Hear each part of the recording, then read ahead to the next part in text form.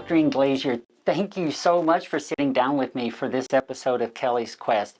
I know we met back in February, finally, when I had this wonderful surgery that altered my life.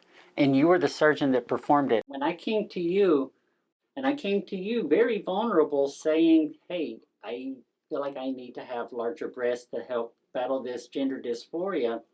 And the thing that struck me was you already knew what to say. You already had the language to speak to me and to make me feel at ease automatically. And I kind of want to thank you for that. Well, not kind of, I do want to thank you for that.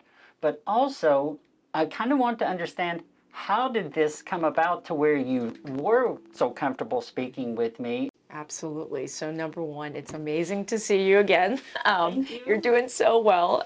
You had such a great experience. I really enjoyed taking care of you. Ever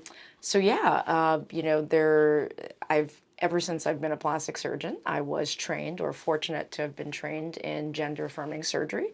I only perform top surgery in the sense that I do chest masculinization or feminization.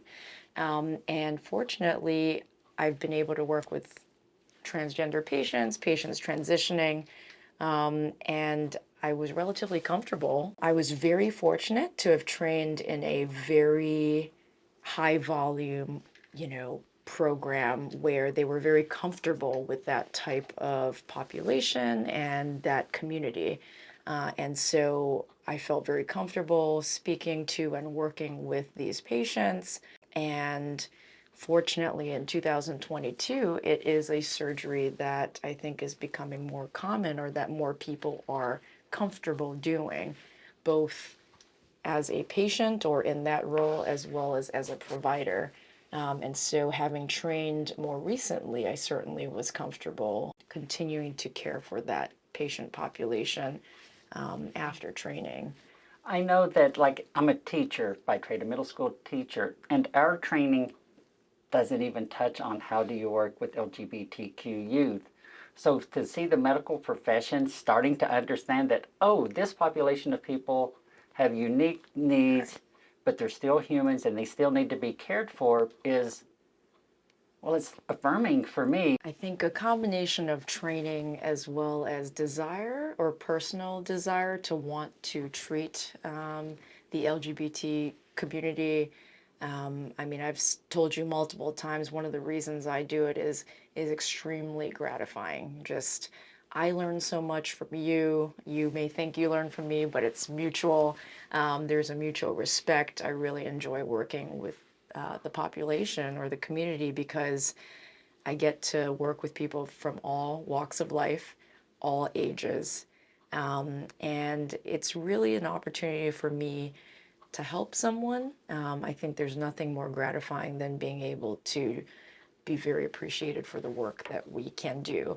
And that certainly happens when people transition, and to be able to help someone get to a happier them, a more authentic them, is really lovely to see. And even yourself, you mentioned, even though it was a tiny change, or you felt a little bit more confident, etc., after the surgery, that's the biggest thing I see, is when I see people come in for their post-operative or their after-surgery visits, there's just slightly lighter bounce in the step, slightly more confidence. There's certainly all smiles. There's no one that is unhappy, and even a change in their posture.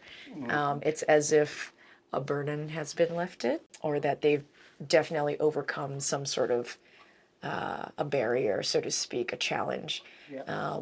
And that's it's so nice to see as a provider, and even for their loved ones that are coming with them potentially to their visits. It's just a very nice way to see someone really mature as a patient.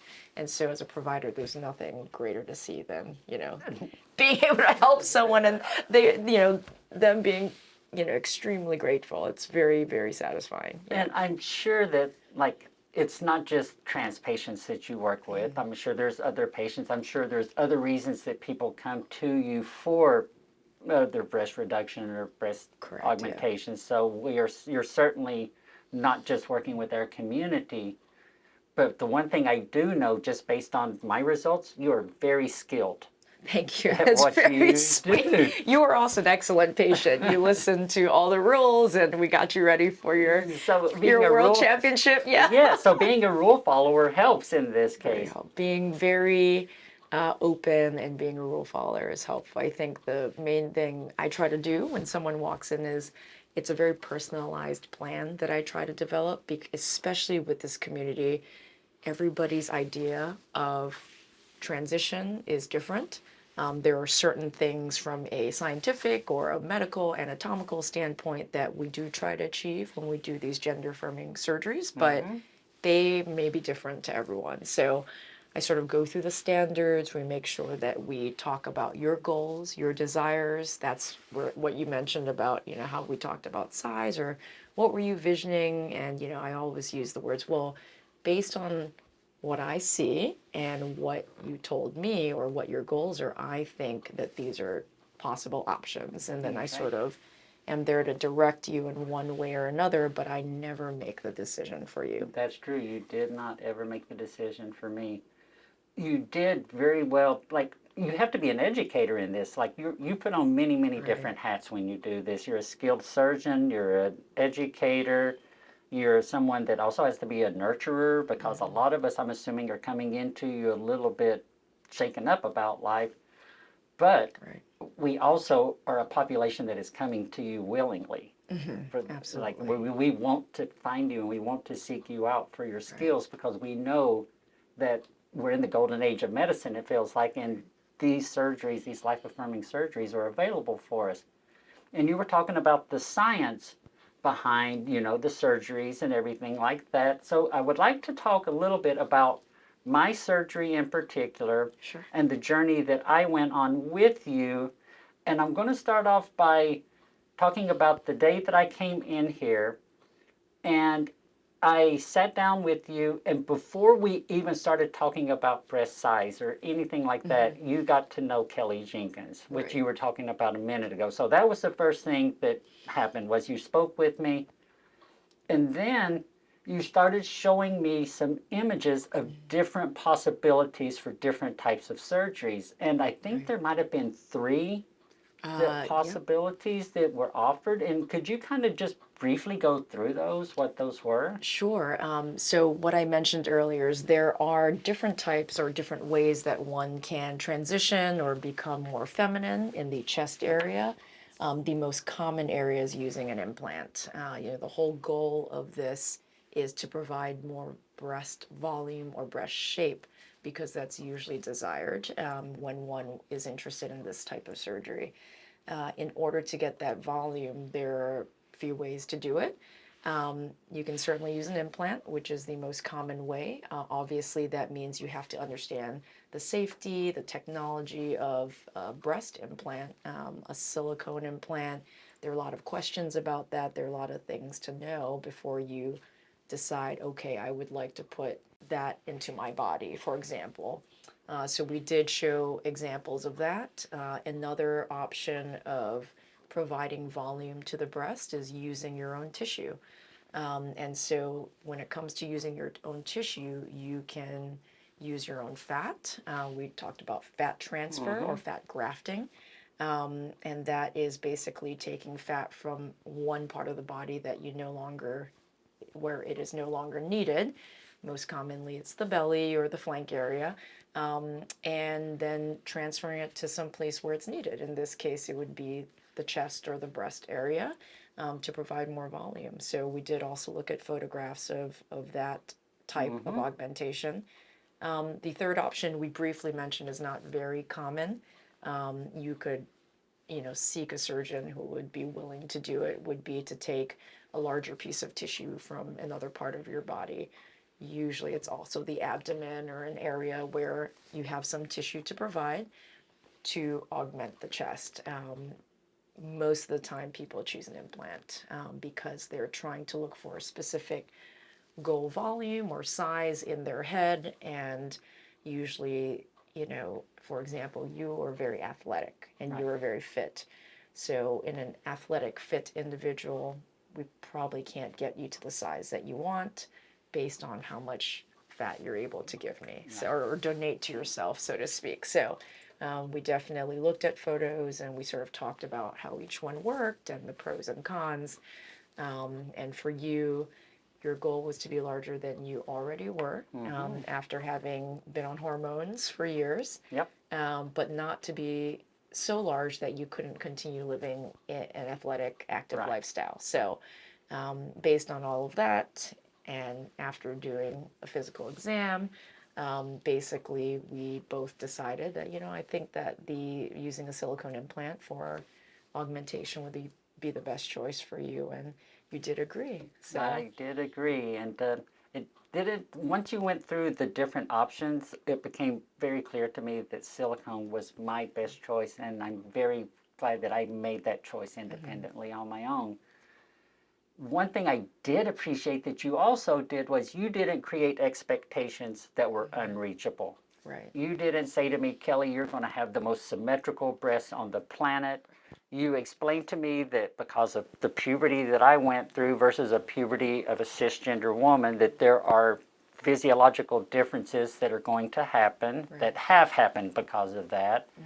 And part of your explanation to me was, is like, look, we can put this implant, we can move it around a little bit so that we can get the shape that you want as well. So it's also not just the size, but there's an actual shape and there's a positioning. Like, I did appreciate that you were like, look, Kelly, you're not going to be symmetrical. Nobody is ever. And I'm like, thank you, because I don't want to be symmetrical. I like being a little bit odd. Right. So that was actually, the more I met you, the more I understood that you were the best option that I could possibly have found for this surgery, because you set expectations that were real. You were like, look, we're a team. I can do this, but it's up to you too. I'm not going to do it all. And so if you can kind of explain those expectations a little bit. Absolutely. So again, I always approach my patients as, we're a team. We're going to be completely transparent with each other. There are always risks to things.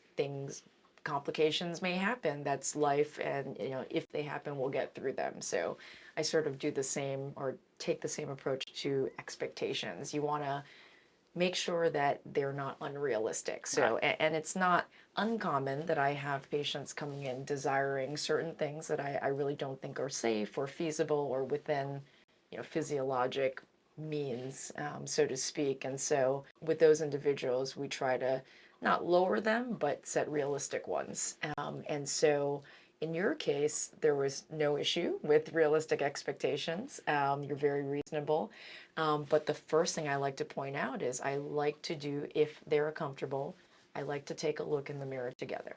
And, I always ask, because not everyone is comfortable. Not everyone is comfortable with a physical exam. And so if they're comfortable, it is very helpful to look at the chest together in order to point these things out that are, anatomically different between cisgender, transgender women. For one, we talked about this, you were never born symmetric between right and left. So I always say, if you draw a line down the middle of your body and you look at the right versus left, you can tell the tissue on the right is a little bit larger than the tissue on the left. The nipple position is slightly lower on one side compared to the other. And it's very helpful to point these things out together, not as flaws, but basically saying, this is you were born this way, and so no matter what we do, we're going to improve the way this looks, but we will never make it perfect. And so that's sort of, the symmetry is very important, just to say, listen, this is your baseline. Plastic surgery is not a perfect science. Reconstructive surgery is not a perfect science, but the goal is to improve upon, what we're born with. And most patients usually understand that. And that's very nice to know that they understand sort of that the expectations are not, we're not achieving perfection, but we're certainly improving upon our current situation, which is the whole goal. And then I like to point out the anatomic differences between, a cisgender versus a transgender individual. The main thing is, the breast bud development is going to be very different, regardless especially if you've been on hormones versus not. I like to talk about how in a cisgender woman, the nipple position is a little bit more centrally located on the breast bud, where in a transgender woman, the nipples are a little farther out toward the armpits and a little bit lower down. In a transgender woman, the border of the breast bud tends to be a little higher than in a cisgender woman. Those are all the things I point out. I also point out that breast bud development, even if you've been on hormones, in a transgender woman are going to be farther out.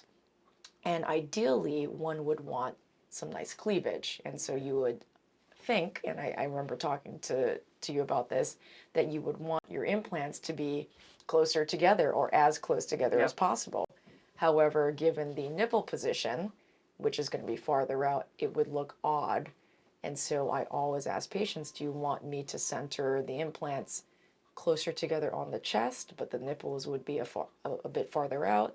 Or would you prefer that I center the implants under the nipples, in which case they'd be farther out on the chest because that's how you were born, but they would look uniform when you look at the breast. And most individuals, once they understand that, do choose to have the implants centered under the nipple. Because as I tell everyone, in a great bra or a push-up bra, you can push those, breasts together and get the cleavage that you want, when you're clothed. And so I think those are the basics that we try to point out for everyone, as long as they're comfortable speaking about their body. And you're talking about bras. I think for me, one of the most difficult parts of this was finding a bra that worked with my new body. Right. And I actually discovered there's not a lot of people out there to help you find a bra that fits. Mm-hmm. And I actually asked you, does this bra work? Because I figure you've seen a lot of women in bras and you have a good idea of it. So I took advantage of you on that one. Right. And I give credit once again to the relationship that you built with me, that I felt comfortable asking you that question in the first place, because that's I'm admitting that maybe I don't know how to buy a bra if I've done it wrong. So, but you made me feel safe enough to ask that question. So when I had the surgery, did I have the implants put underneath muscle, or was it on top of muscle? And did me being on hormones for 20 years almost help in any way, form, or fashion? I would say they do. And so in your case, because of the length of time that you had been on hormones, what hormone therapy does is it increases the amount of breast tissue you have.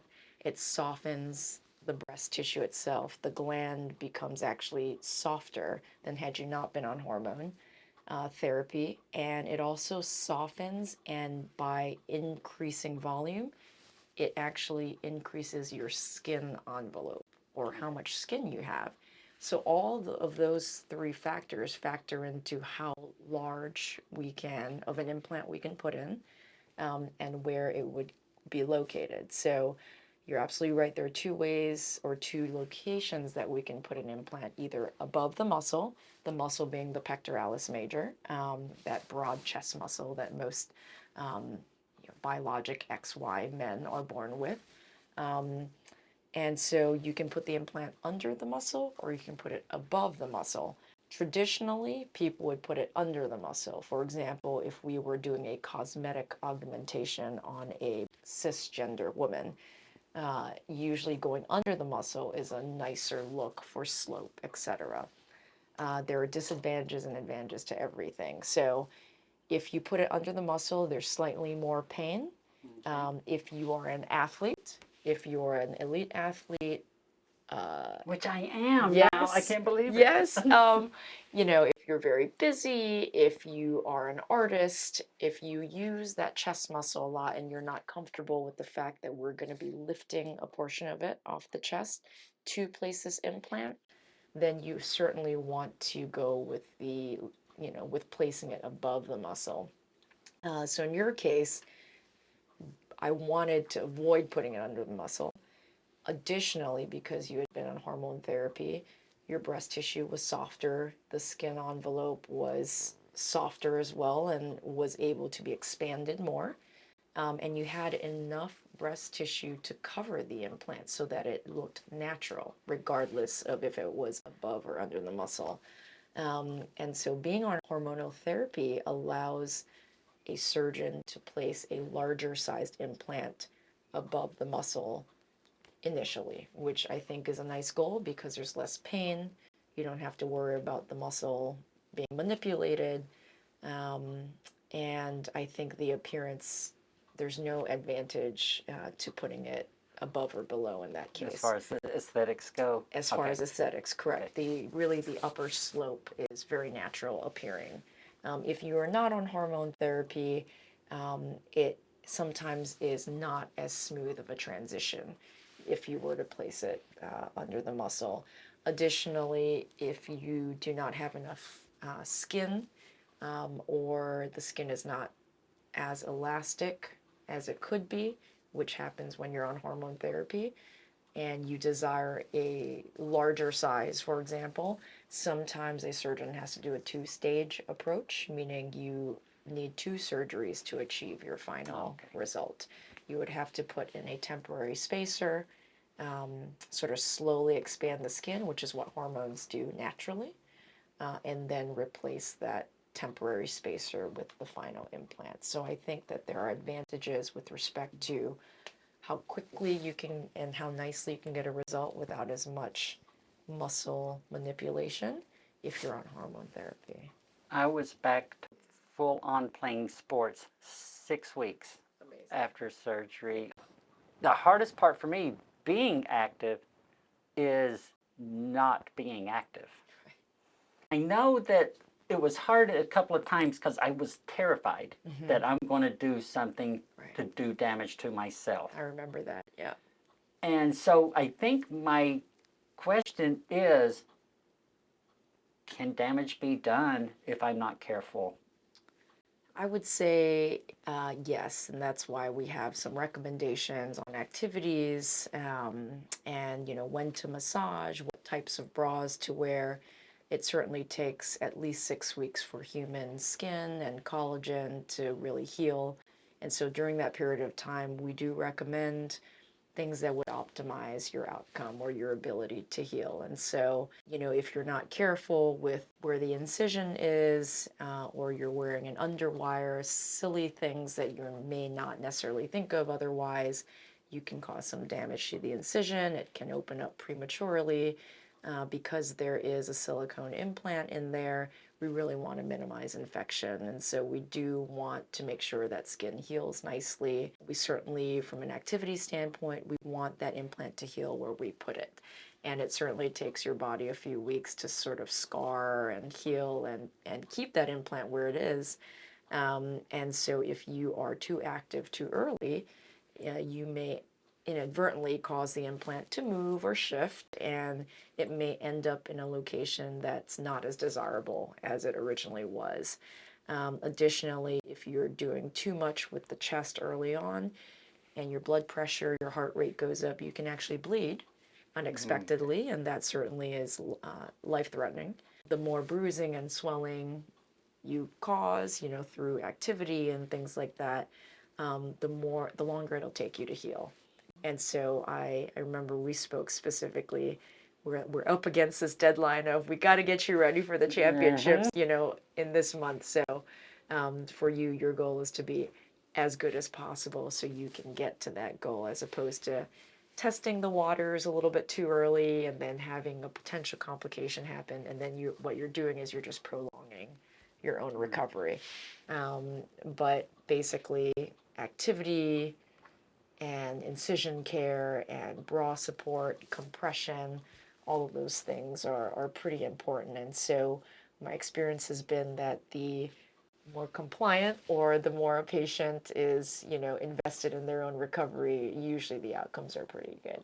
And even if there is a complication, if we're then able to work together and the patient then understands, this is really important for myself, there's usually a pretty good outcome. So.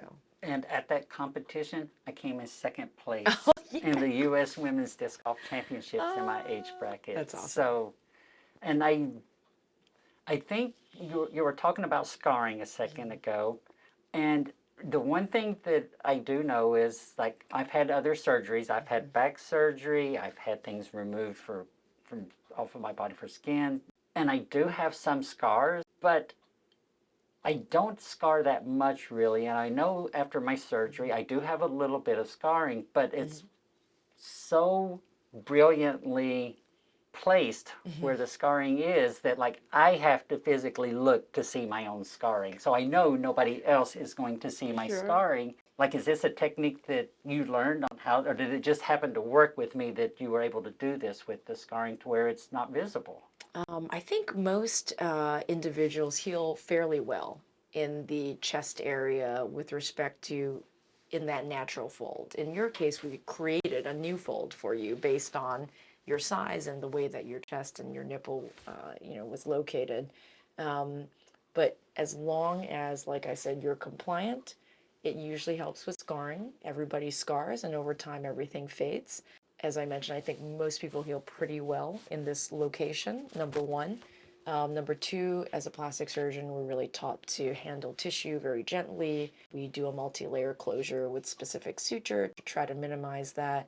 We put on a special dressing that really helps to keep the skin edges together for a slightly more prolonged period of time than if you didn't put this dressing on. It really, I think, helps keep the skin edges together. And I think all of that taken together as a whole really result in a better scar or a better appearance than otherwise. Yeah. So I remember I was afraid to, like, there was bandaging yes. and I was afraid to take it take off. off, I'm like, okay, I don't know if I'm supposed to do this or not, right.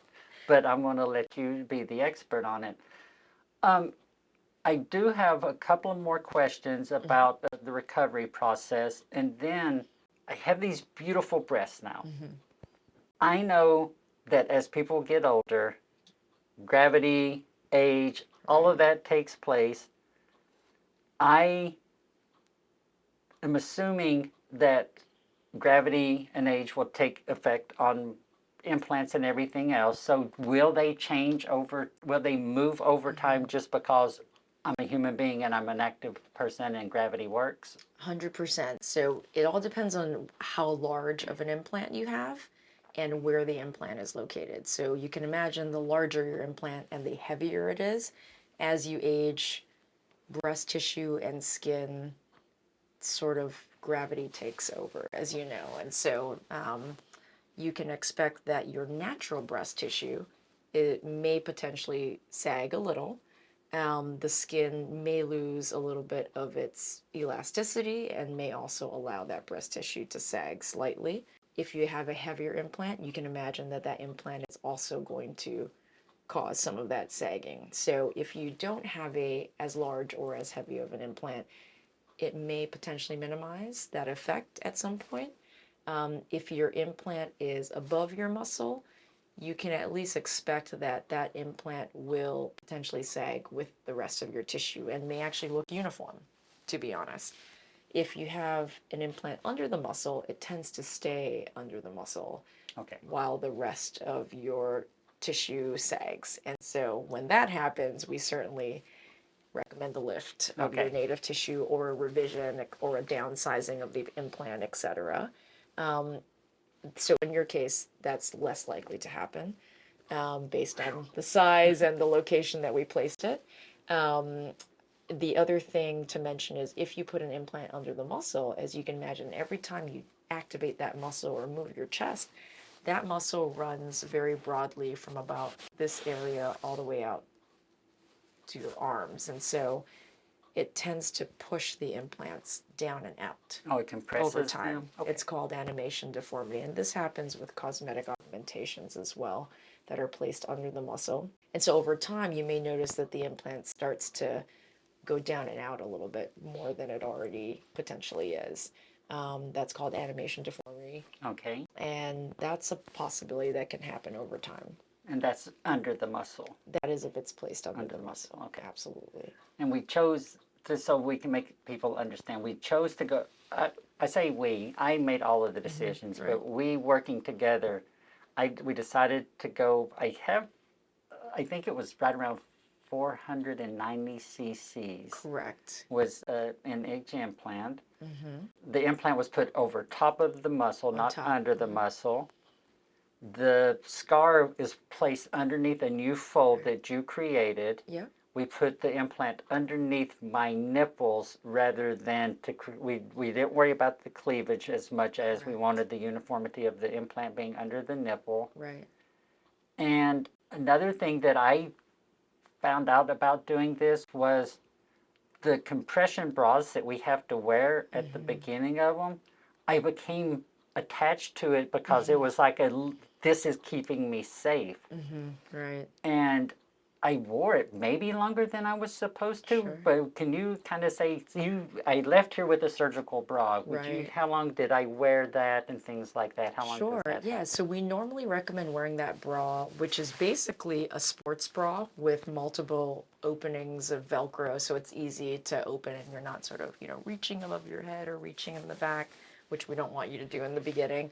And so we recommend that somebody wear that for about 2 weeks. Taking it off, obviously, when you shower, but otherwise, day and night, you're really wearing that for that nice snug compression. After about 2 weeks, you can take more breaks because that's when we recommend that you start massaging the implant anyway to get it to really conform and scar down. And you really don't have to wear it for more than 2 weeks. However, I think in your case, you wore it closer to 6 weeks because it was more comfortable than potentially another bra at the time. I was wanting to make sure I played in that championship. Right. And then you can also, I recommend you can also, if you really can't stand that bra, you can just switch to your own bra, provided it doesn't have an underwire. After 2 weeks. For about after 2 weeks, but we don't want an underwire for about 6 weeks. Okay. Especially if the incision is right there. That's the main reason for avoiding the underwire. I know there's a bunch of hurdles that I had to go through. Right. I felt confident because my primary care was on board. My Sure, therapist sure. was on Right, board. right. You were on board. Right. Is that usually how it works with you all when we come to you as trans people? Yes, if somebody is interested, usually I'll see somebody because they are at the point where they're interested in having surgery. So they've already, had a great relationship with their primary care. If they're on hormonal therapy, they have a good relationship with their endocrinologist or their prescriber. If they have had gender dysphoria, they usually have a therapist, and usually that relationship is a very positive and stable one. Those are all the things that I look out for. I also want to make sure that you, as a patient, have good social support. So who do you live with? What do you do for work? Are your friends supportive? Do you have family nearby? Are they supportive? Do you have children, siblings, parents, etc.? And only then do I feel confident that you will have a great outcome because you will be well supported both in the social circle, friends, family, as well as the medical professional circle. Not just me, I'm really the person who can help you get to that sort of authentic transition, but I'm not the one that can help you from a medical or sort of social standpoint afterwards, other than just making sure you're healing well and following the rules, so to speak. So by the time someone comes to see me, and usually it's word of mouth through transgender community forums or chats, or prescribers who work with transgender individuals.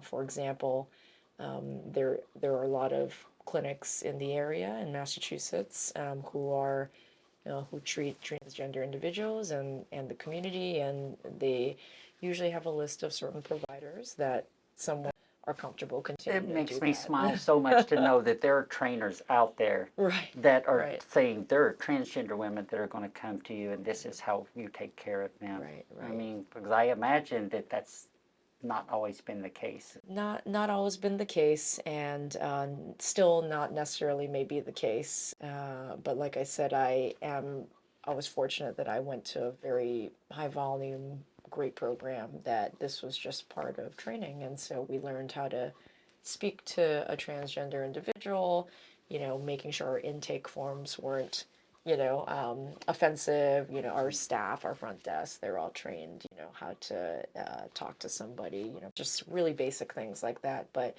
I think there's a significant trans sensitivity in culture if you want to treat that community. And so, fortunately, we've been able to implement some of that here. I mean, it's life affirming. That's really what it is. It's life affirming for us. But I want to thank you so much, Dr. Ng-Glazier, for being gracious enough to sit down with me on this busy, rainy day in Concord, Massachusetts. It's my pleasure. It's so nice. Like I said, it's one of my favorite surgeries to perform. The only reason being it makes such a big difference. And It's really huge. as a It's provider. huge. Like I mean, Yeah. we come to you willingly. No, and we, the majority of the procedures I perform are fall in the same category. So we try to make it a very pleasant or realistic experience for the patient. So, It certainly is. It certainly is. But I would love to. We kept talking about the implants. Right. We talked about Yeah. the room where I stood beside you, and we actually talked about my breasts, which you also made very comfortable. Sure. So I mean, it takes an art. It's more than just science. It's also art and education that you're doing here, because a lot of us are coming in very vulnerable. Sure, absolutely. But yeah, I would love to see like an example of the implant that I had put into Sure, me, yeah. and just some of the techniques that we talked about in the room. Absolutely. Okay, All right, great. Let's do that. Thanks. Yeah.